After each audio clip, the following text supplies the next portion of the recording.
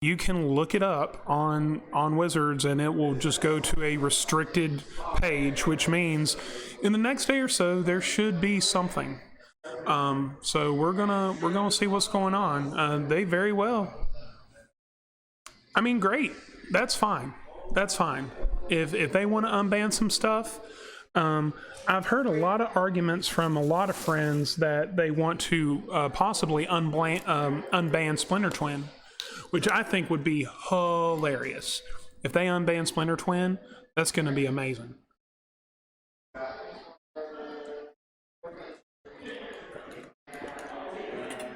Oh, wow. Now, that could be kind of spicy. Yeah. Yeah, Splinter Twin and Birthing Pod, that could be kind of nuts, not gonna lie.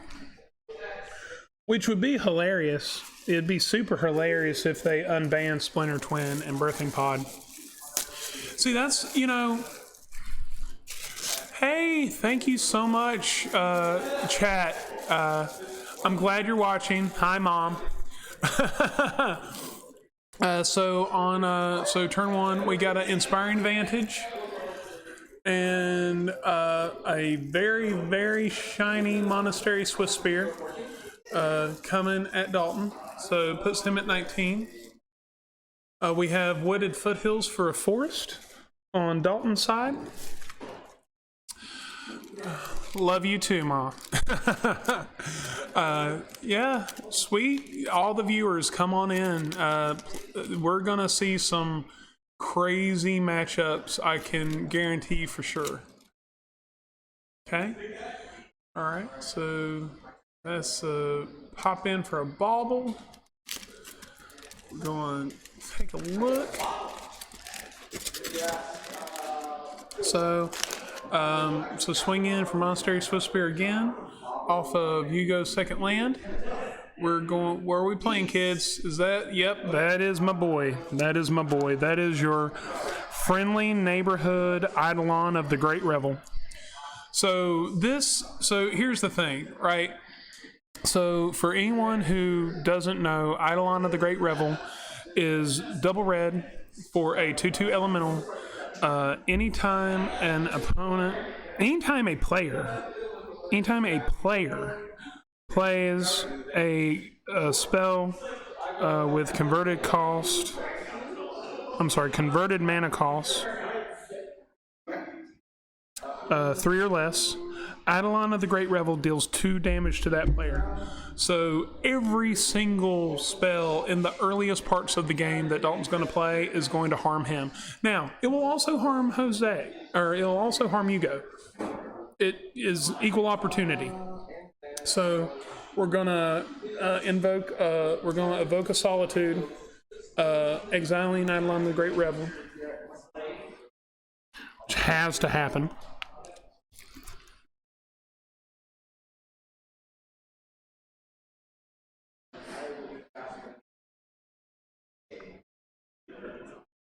But with the right amount of burn spells, so we're going to play Abundant Growth. Start trying to ramp into all of our big boys, all of our crazy pants elementals. So 4-color Omnath, for any of our viewers who don't know, it plays a companion called Yorion Sky Nomad, that in order to use that card, the building limitation to your deck is you must run at least 80 cards. So the nickname for 4-color Omnath is just Money Piles, because it gives you the ability to run 80 of the strongest cards that you want. So inevitably, the odds are that the 4-color Omnath player will either just play enough threats, or he has a deck full of answers. For example, the Solitude that exiled the Eidolon of Great Revel. Typically against a burn opponent, if they play an Eidolon of Great Revel, your days are numbered, because everything they do is just hurting you every single play you make.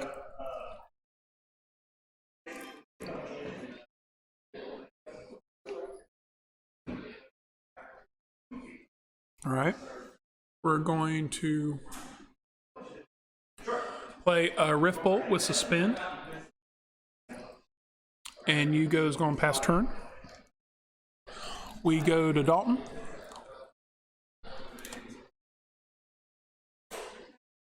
Play another Rift Bolt.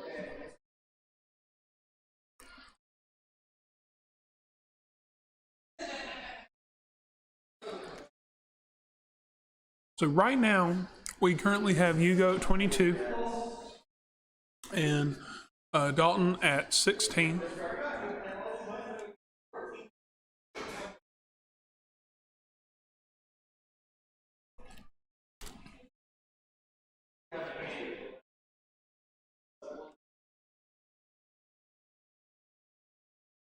I'm going to go to 4 mana. We're going to tap 3. We're going to put Yorion Sky Nomad out.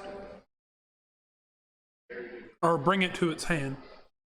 So at 3 mana, you can actually bring your companion to your hand.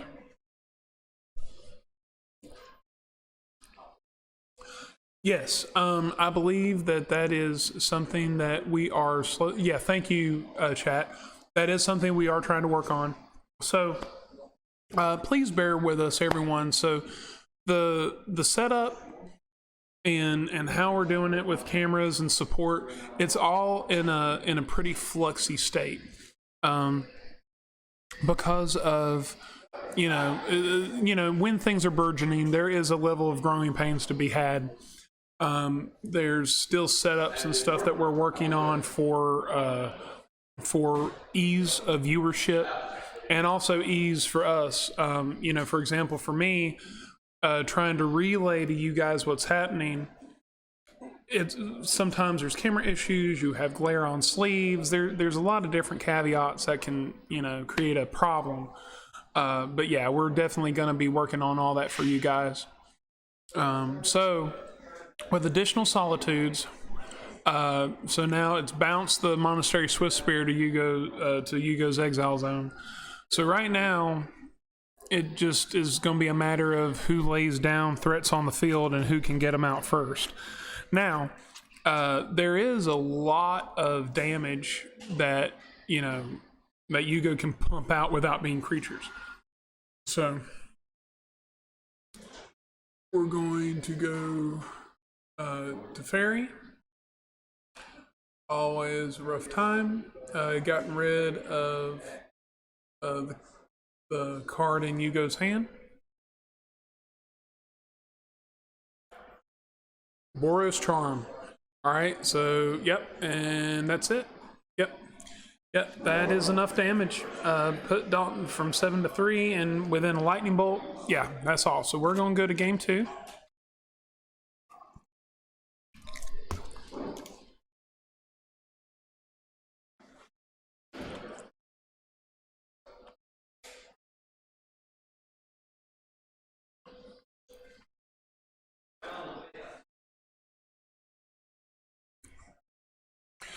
Again, I want to thank all of our viewership and our listeners at Out of the Box Gaming, 36 West Main Street, where you can find all of your gaming needs.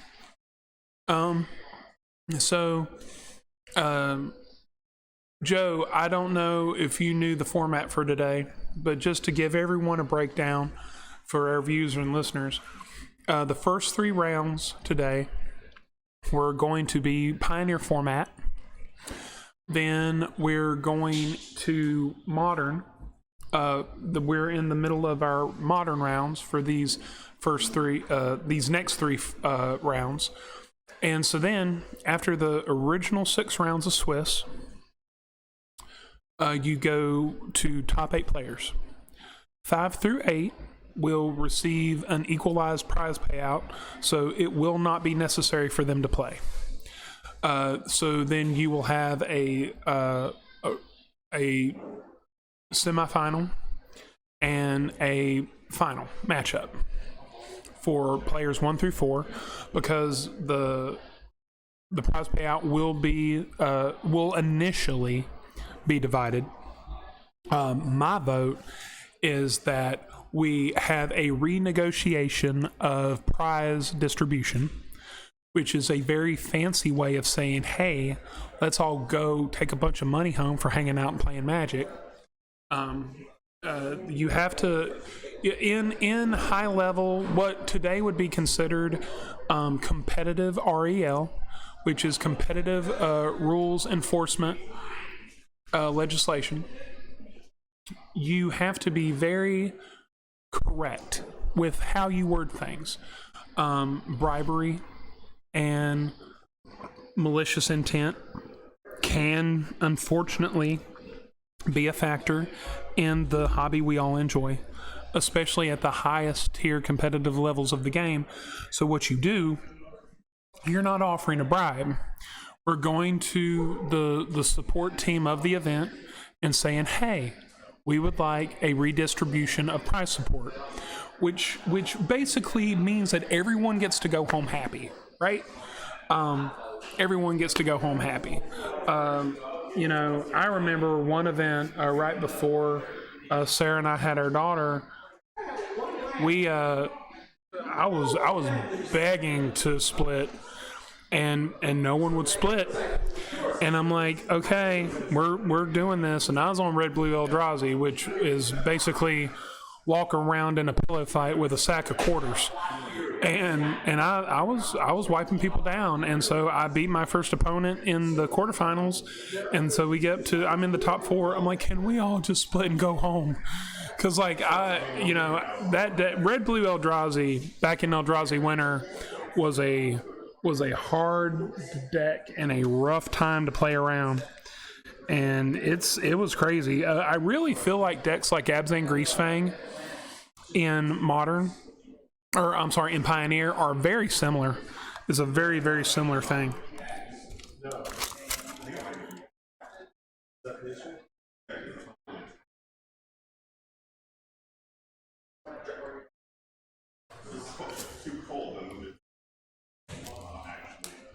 So we're going to go to our round 2 for our first Modern portion.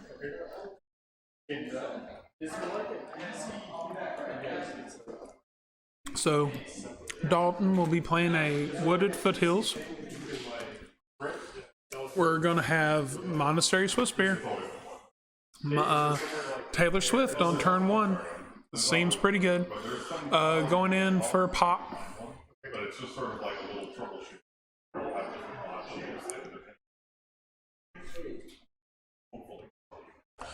All right, so we're going to pop and fetch a Triumph.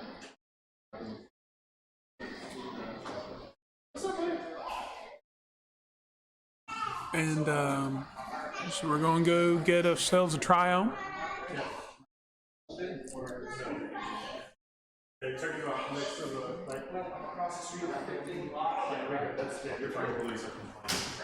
Yes, the trade police are confined to the truck. Well, I remember seeing a post a couple weeks ago, like everybody has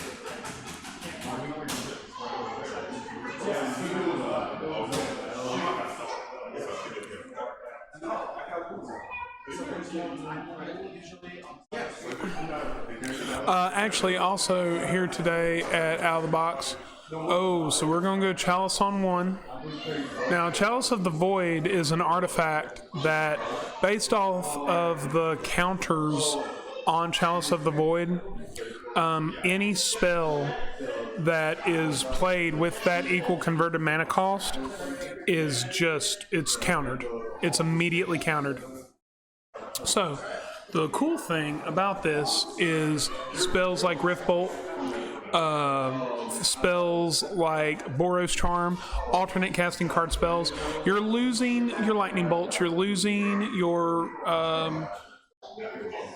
additional Monastery Swiftspears, you're losing your Goblin Guides, but you still have a very casting cost on other cards. So Yugo's not completely out yet.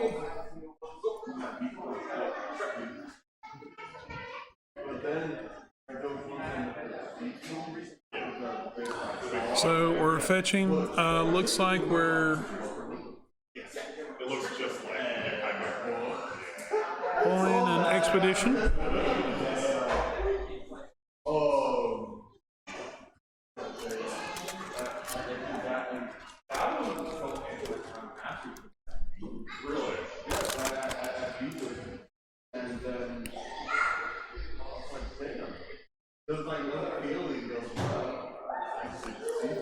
Now, the one thing I am curious about is knowing the metagame and knowing the matchup. If Yugo anticipated Chalice of the Void coming in. All right, so we have, looks like, Rolling Vortex.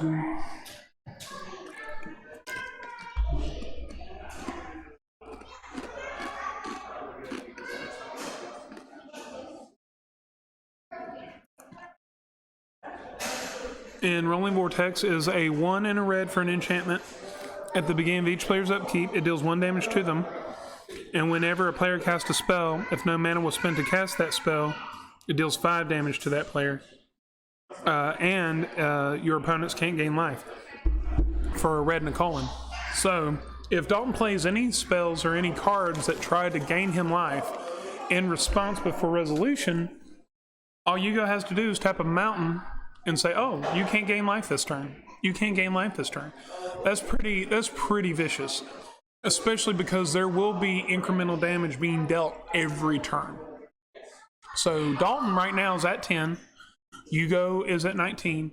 There is a clock established, even with a Chalice of the Void. So he's going to go down. Going to go down to 9.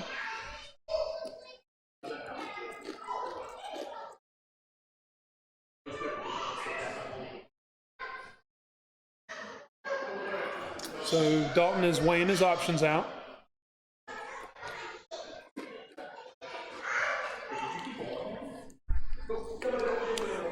So actually, without the deck lists on me, the modern portion is a little all over the place. I believe there's a couple of creativity decks, at least 2.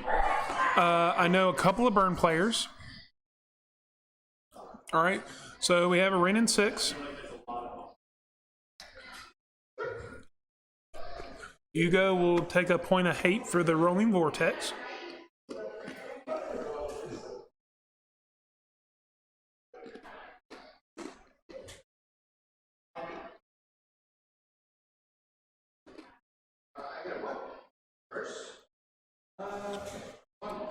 So he will swing.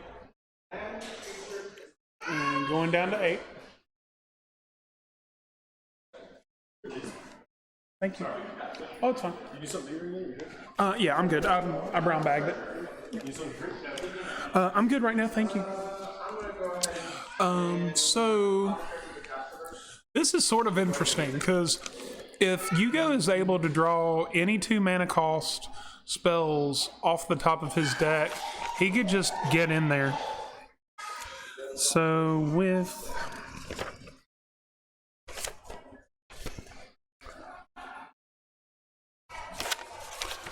I'm filtering through the material right now for there's Yugo's burn deck. Here's Dalton. So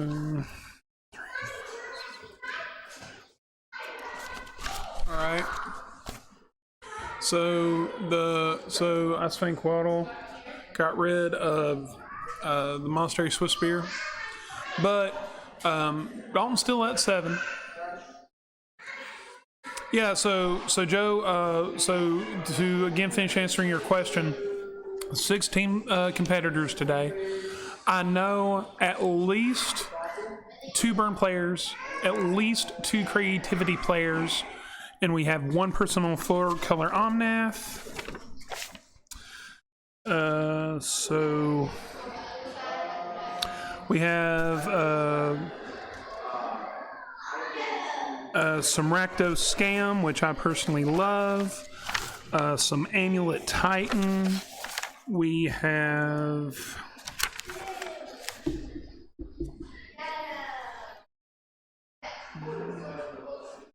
so looking at a couple of 4-color Omnaths.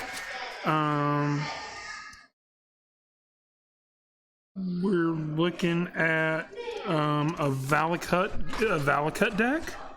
So Scape Shift, Hammer Time,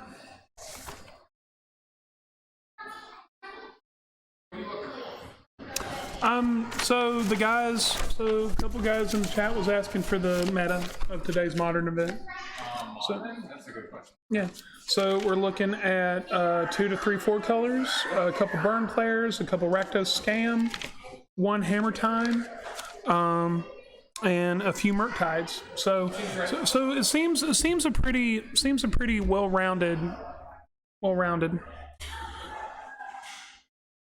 matchup.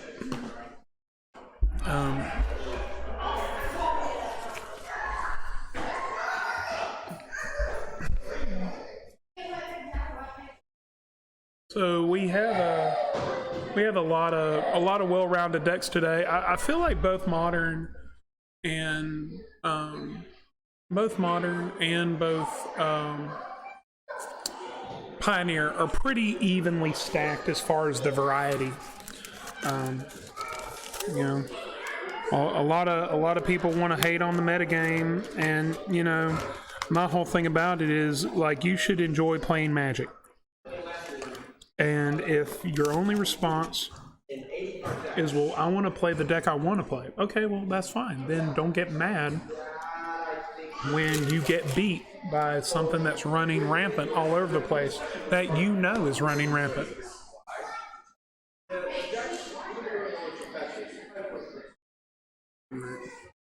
So Dalton is at 3.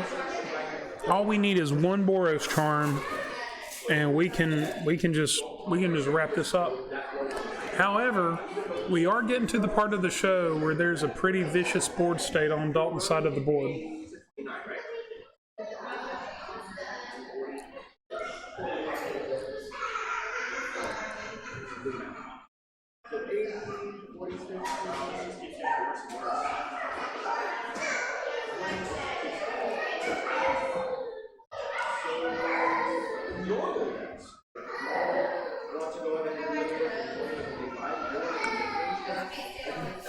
Okay, so Eidolon of the Great Revenant.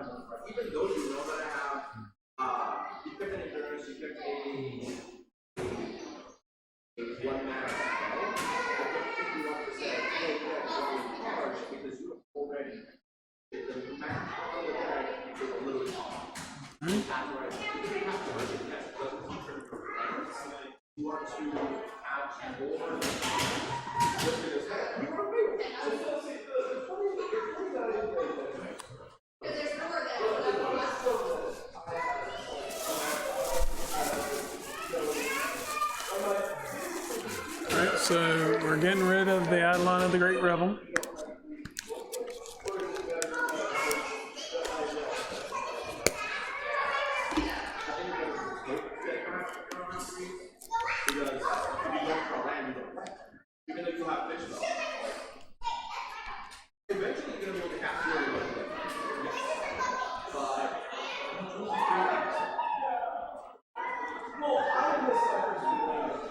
Alright, so I think Yugo conceded. So we're going to go ahead and go to game 3.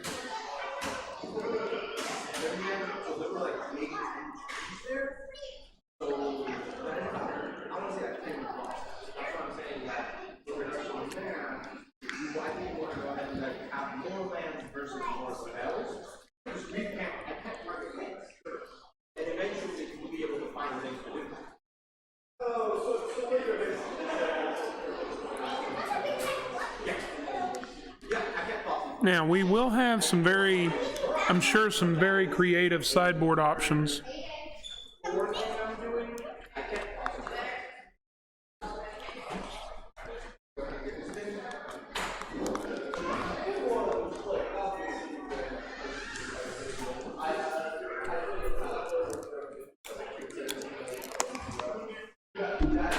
I'm hoping to actually get with the guys after this matchup and maybe just pick their brain for a little bit to see, you know, it's very interesting to see what people like match up and what people sideboard in based off, you know, their opponents. You know, do you specifically like put in staple cards that you know are tried and true tested against players, or do you put in like some spicy sideboard tech? So our friends, so one of my good friends, Jacob, is actually putting in a fair amount of spicy tech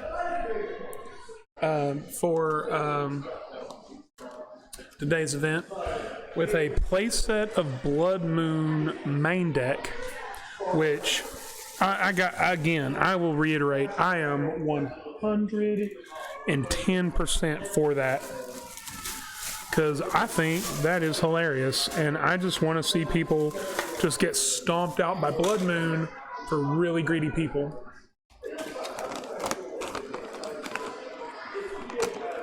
I mean, well, also, here's my thing. I think both in the chat. So one of our members in the chat, probably an Omnath ban before any unbans. That I honestly think both could be true. I really do feel like that both options could be true.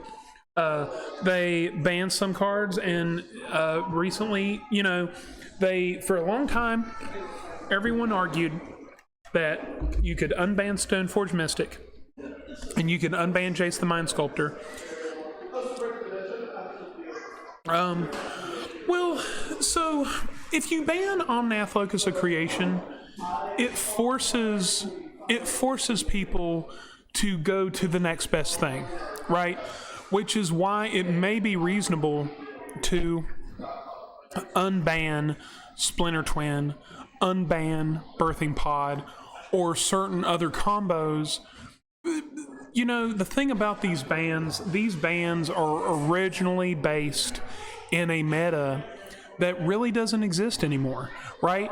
In the original onset of Modern, they pre-banned Stoneforge Mystic and Jace the Mind Sculptor before the format began, based off how prevalent Callblade and other combo decks were in the original Zendikar standard.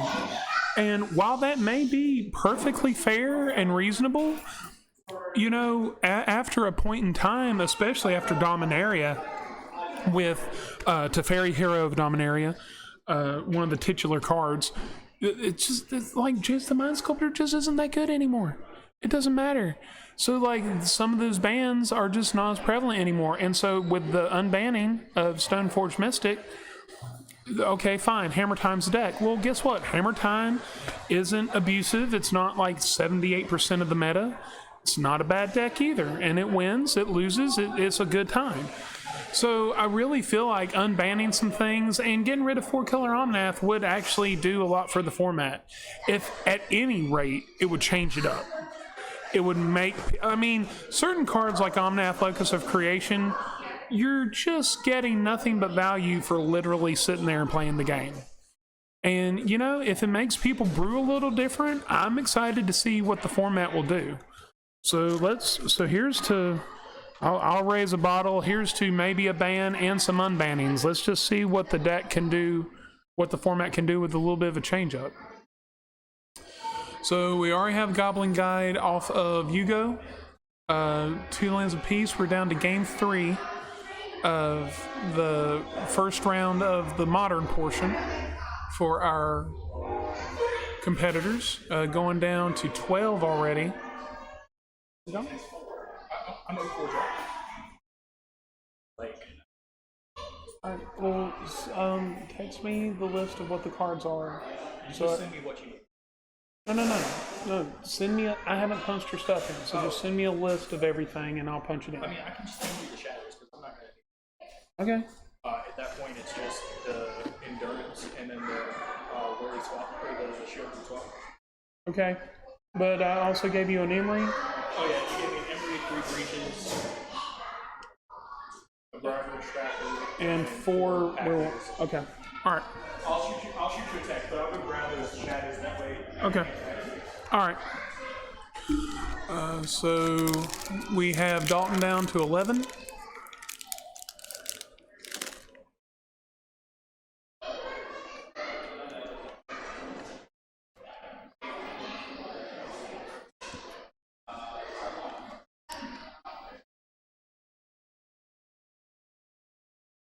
Got Unholy Heat on the Goblin Guide, which Unholy Heat is such an awesome card.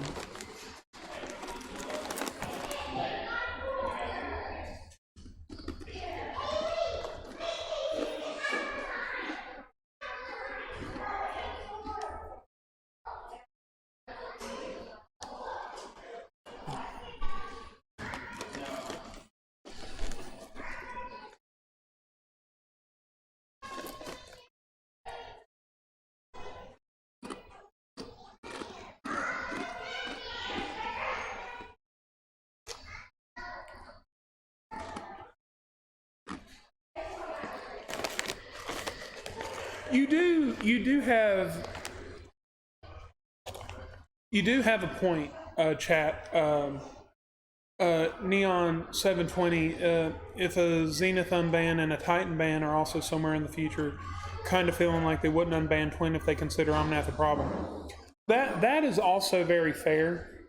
However, I do feel that one of the original responses of the original banning of Splinter Twin was that it was too fast for the format. But now you have stuff like Rakdos Scam, where you can like get multiple grief triggers or fury triggers on turn one with like a 4/3 menace or a 4/4 double strike for 1 mana. It may just be that those formats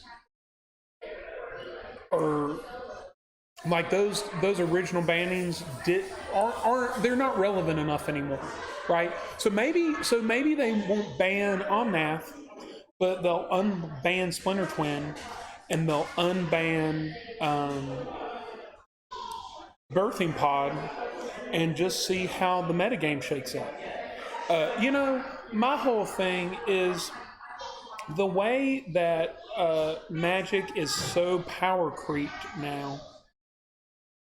I just, like, everything is sort of crazy anymore. Like, they're always making stronger and stronger cards. You have stronger and stronger decks. I just feel like some of the bans feel unnecessary now. So, yeah, like, I'm always down for unbanning things. You can always, like, the thing about a ban and restricted announcement is to an extent, that is toothpaste that you can put back in the tube. You can always sit there and get everything that you need.